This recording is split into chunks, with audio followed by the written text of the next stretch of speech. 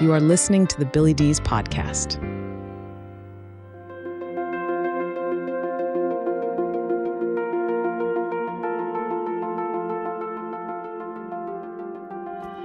All right. Well, hello, everyone. I am Billy Dees, and as always, I am absolutely thrilled that you are here. If you've never checked us out before, we are primarily an interview and a commentary-based podcast. Today, we're going to have a commentary. Sometimes we go live, and this isn't live. This is in the studio, and as a matter of fact, I'm doing something a little differently. I'm stylizing this one just a little differently. I'm kind of known for that radio style approach, that gritty approach. And I just wanted to mix it up today. And this is a bonus episode. This is in addition to our usual rate of episode release. So it's a bonus episode. And I'm just going to try something a little different today. What we are going to talk about is innocence. And sometimes that might mean a little naivete. Sometimes that might mean, what's the word I'm looking for here? Brash stupidity, being a fool, these types of things being used as a way to soften your communication. And I'm not in any way implying that when you communicate, you should come off as stupid. On the other hand, when you come from a very high place, it is sometimes a turnoff. And I know I've listened to a lot of these influencers, especially the ones that talk about business and success and all this stuff, and they have this real hard line, and they humiliate their students and show them how weak they are and all this. I know that's a certain type of bravado that may work in certain cases, but other times not so much. And this applies not only to you presenting yourself, but it also applies to selling a story. And what I'm going to talk about today, and I promise you this is going to go a different direction than what you might suspect, but I'm going to talk about the Haktua girl, and I'm also going to talk about Snow White. Because these were two stories that really could have benefited by injecting a little bit more innocence, a little bit more modesty. And I promise you this isn't going to be the usual talking points about those two subjects. It's going to be something completely different. Many moons ago, and I do mean many moons ago, I took some classes at Kent State. And there was a classic literature class. And, this is like Dante's Inferno and all that other type of stuff. And one of the ones that really grabbed my attention, and I hope I'm saying this correctly, was by Desiderius Erasmus. I'm probably butchering that first name, but we'll just go with Erasmus. And the work of art is called The Praise of Folly. And this thing has a lot of layers to it. It's sarcastic, it's funny, it's comedic, it's also very insightful. And it actually gets very deep in some places. He goes into areas such as people who are quote-unquote innocents, as he describes it, or fools, generally live happy lives. And I've known a lot of people that were brilliant individuals, but they were absolutely tortured by analysis and worry. It does seem like folks who just take life for what it is, don't try to analyze it, don't try to solve a mystery, don't get too deep into all the details, generally live carefree lives. That's very true. He goes into other things like why women will often take up fools as husbands and other things. So there's a lot of layers to this. But one of the ones that I'm going to concentrate on today is receiving messages. And one of the lines that sticks out to me in this is A statement which would cost a wise man his head is received from a fool with the greatest delight. And why is that? Truth that is free from offensiveness does give genuine pleasure, and only fools have the power to speak it. Whatever a fool has in his heart is all over his face and speech. Now, wise men have two tongues, one for speaking the truth, and the other for saying whatever is expedient at the moment. You know, oftentimes, getting back to a lot of these influencers and things, I will notice there's a little subliminal message in whatever it is they're selling or whatever they're trying to get across to you. And that can be a turnoff to me. But there's something to be said for someone who just speaks their mind and doesn't worry about how it's going to be perceived. It's not a calculated statement. It's not any of those things. It's just pure truth. And as he points out in here, people who are a fool, people who are innocent, people who may not know any better, they often get perceived and these messages get taken in without resistance, because there's something about the purity of that message that just comes across so well. One of the other lines I really like in this work by Erasmus, The Praise of Folly, is that when it comes to these innocents, as he calls them, even wild beasts perceive their harmlessness and do not attack them. That is just awesome. One of the things that really can be incorporated into this type of communication is comedy. And this is especially true of what was referred to there for a while as, Southern comedy. There's something about Southern sensibilities. This black and white, hey, here's how it is type of sensibility that, especially when it's spoken with a Southern accent, it is a extremely powerful tool, not only in terms of comedy, but to get a point across without being offensive. Jeff Foxworthy, the Cable Guy, all these individuals really exploited that type of style of communication in their material, and it worked very well. I took I don't want to say a class, but I went through a workshop a number of years ago for stand-up comedians, and I was around some very skilled professionals, and it seems like the consensus was very similar to what I'm talking about. They often said if you walk into a room and you walk on that stage like you own the place, the audience will sense it and they'll resent you for it. And I really like the idea that sometimes this humility, this innocence, is a great way to consider how you present yourself. Here again, I'm not saying flat out try to sound stupid or make careless remarks or do anything calculated. That takes away the whole point in all this. I just want to bring out that there's a certain aspect that is very valuable in terms of this style of communication, this aspect of communication. Now let's start with the Hawk Tuah girl. If you don't know what that is, I'm not going to get into any graphic explanation of what that is. It does describe a certain sexual act where someone spits on the member of a male individual, and the sexuality of that, it was done during one of those street interviews. And by the way, those street interviews are starting to, as a genre of stuff, is just, they're getting to be a bit much. I'm tired of the street interviews, but the street interview was such that she was answering a question about how to please your partner, your man. And her answer was, well, sometimes you got to give it that Hawk Tuah. You feel me? And she started laughing.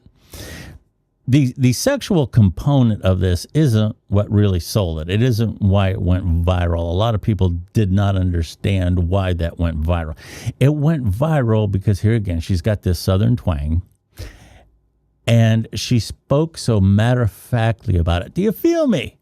And she threw in this little thing, I love you, Pookie, whoever that was. And she just came across as this innocent girl who was asked a very forward question, came up with a hilarious answer, and she seemed like, if you lived in a home in a small town in your hometown, she seemed like the type of girl that you just knew. You know, she worked at the country store, and she was so relatable. She was somebody you'd probably like to hang out with at the bar. Some of her early interviews, she said she worked at a spring factory, and somebody said, a spring factory? And her answer was, boing. You know, and these were the types of things that made her very endearing. There was a sweetness. There was a charm in that. And then she got involved in this Bitcoin thing. And I don't want to speculate on what happened there. My guess is she was talked into something to some degree. You know, she's a young girl. And it turned into a bit of a fiasco. I won't go into the details of it, but a lot of people lost money. And there was accusations that, you know, that this was a scheme. And what really changed her perception, how she is received, was the enormous amounts of money that were involved. I mean, we're talking millions upon millions of dollars. Now, what that did is it took the relatability away. It took the charm away. It took the innocence away. She's resurfaced to some degree. I don't know if that image can ever be put back together, regardless of how the whole thing with the coin, whatever that was. I'm not sure if it was exactly Bitcoin, but it was some sort of cryptocurrency. And I'm not sure the innocence is going to return. She might be able to rebuild some of that. As I said, when she answered the question about what she did and she said, boing, I really was hoping that she was going to get with the proper handlers. Initially, the things that were done were correct. They had these American Idol stylized, you know, down home girls sitting on the back porch with a glass of iced tea, sun tea, just, relaxing and talking about her upbringing and all this other kind of stuff. And I thought, okay, they're going the right direction. And then they threw her into a podcast. And it was a podcast that very clearly had a lot of production money behind it. And, podcasting is a lot like other things. It's one of those things where it works best by people who have it in their DNA. It works best with people that wanted to do it from the very beginning. A lot of the creators that built podcasting, they had a passion for it. And I've been in situations where I've been asked to produce podcasts. Somebody has a client that they want to present in a podcast, and they have me do all the technical things, which I understand. And, then they give this person a list of talking points, a list of things to talk about, and they plop them in front of a microphone. And what happens at that point is it's something that's artificial. It's very synthetic.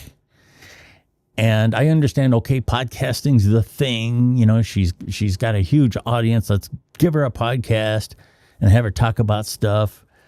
And it seems like a good idea in the beginning. But when these things are too contrived too quickly, they start to get a little mired down. Now, here again, if that alone was the case, if that's where it stopped, it wouldn't have been so bad. But then this thing grew into the crypto whatever happened there.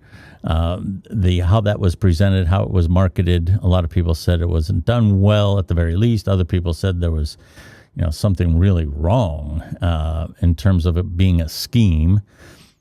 And then the wheels came off at that point. And some of the things I've noticed her do recently just hasn't that initial charm of that hot tour, you feel me? That moment of that funny, charming Southern girl was gone, and it was a real missed opportunity. Had I handled her, I think the American Idol stylized videos would have been really good.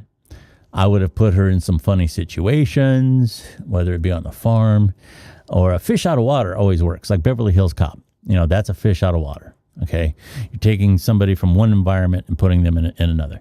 And, that would have been great to take the girl that worked in the spring factory and put her in a situation that is completely different.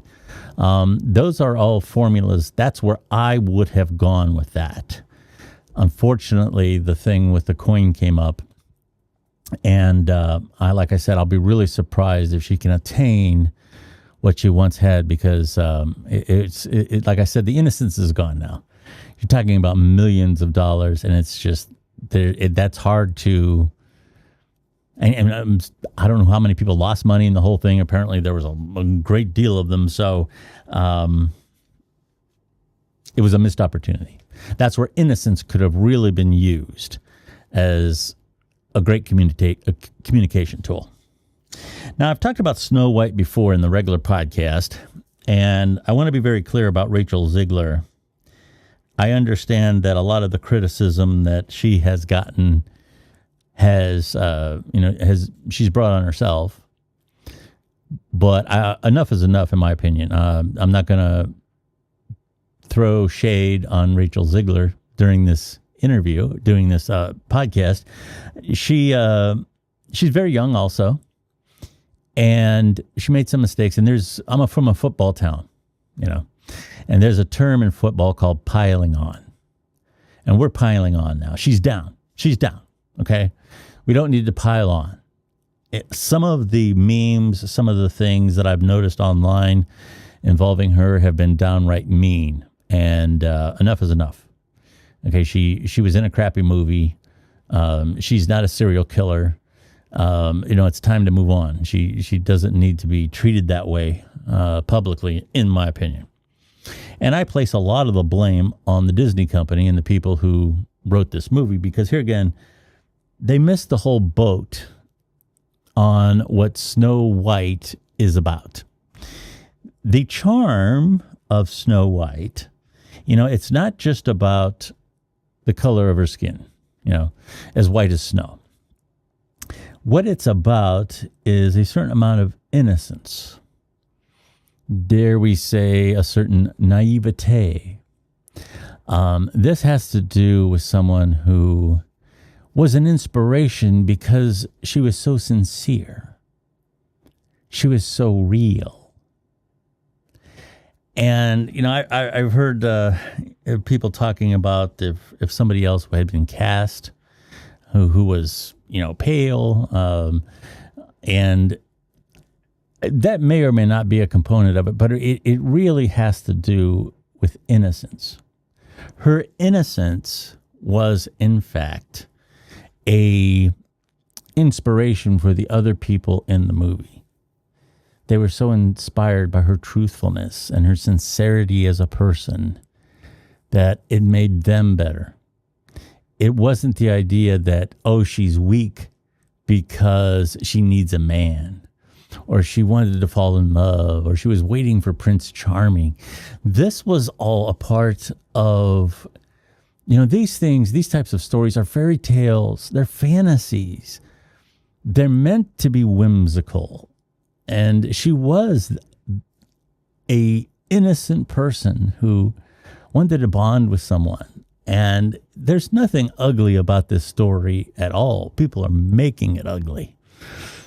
The only thing that I would have changed, what I was a critic of this movie from the very beginning, because of all the political correctness that they tried to work into it, I understand that little people in regard to dwarfs, that those characters have often been caricatures of little people.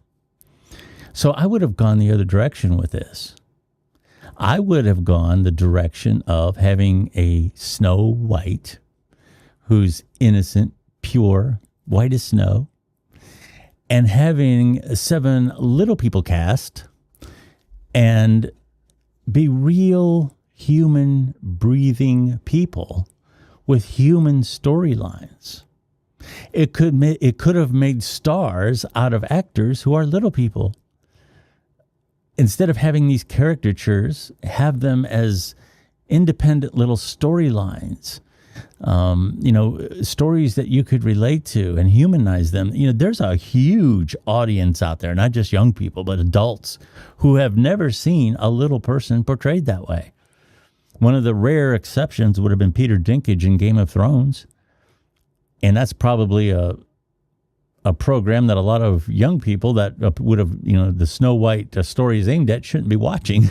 So it would have been great to have 7 real, live, little human beings who were portrayed with feelings and emotions and cared about Snow White and cared about themselves and cared about their own development. They miss such an opportunity with making this character into something that's supposed to be a leader and it's supposed to be this and that. And it takes away from the central part of the story in that it was her innocence. It was her naivete. It was her purity of heart that made the story work. They didn't need to make her into a superhero. And I've said this before, and I will say it again. If you're going to take this route of, well, there are certain aspects of this story that we need to drastically change. We need to do this, we need to do that, we need to do the other thing. And if you're doing this drastic rewrite, then you're not remaking the story. You're rewriting something that is different. And if you're going to take that route, then write something different. Write a story. And here's something I've never understand. Snow White is obviously a product of Western culture. There's a lot of fairy tales and a lot of stories about life and lessons to be learned from all around the world that we could have explored. We don't need to go back and change the ones we're familiar with. So there was so much missed opportunity here in what could have been done with this story had they recognized that it's the truth that comes from an innocent that is so entertaining. It is so non-offensive. It has an inherent charm. So in analyzing these 2 individuals, these 2 things, the Haktua girl and Snow White, what can we take away from it? Well, here again, I'm not in any way, shape, or form saying if your content has to do with the stock market, that you should come off as naive. I'm not saying that at all. But this is an aspect of communication that we often forget. This is an aspect of how we relate to people. Sometimes when we're making friends, when we're getting to know someone, we're so eager to show them how smart we are. And being highly intelligent has some advantages, but it also has some downsides, and especially in terms of how it's perceived. And, a wise man would lose his head. Just like Erasmus said in the Praise of Folly, a wise man will lose his head if he tells the truth too sharply. And sometimes we don't need to be in a high place. We don't need to be in an authoritarian place. We don't need to be one of these rock-hard influencers who are shaming their students. Take off your shirt. Look at those man boobs. You should be ashamed of yourself. Blah, blah, blah, blah, blah, blah. That's the shtick of one of them. I won't say his name. I would say, well, yeah, too bad you couldn't grow another couple inches. That would be my response. And that's dirty. It's rotten. See, and that's the type of thing. It doesn't come off well. It comes naturally to me, but I sometimes wish it wouldn't. But anyway, that's kind of my point, is there's a value in being innocent. There is a value to naivete. There is a value at seeing things black and white and not injecting a scheme, some subliminal storyline, little messages in everything you do. Sometimes it's just wise to play it straight and from the heart.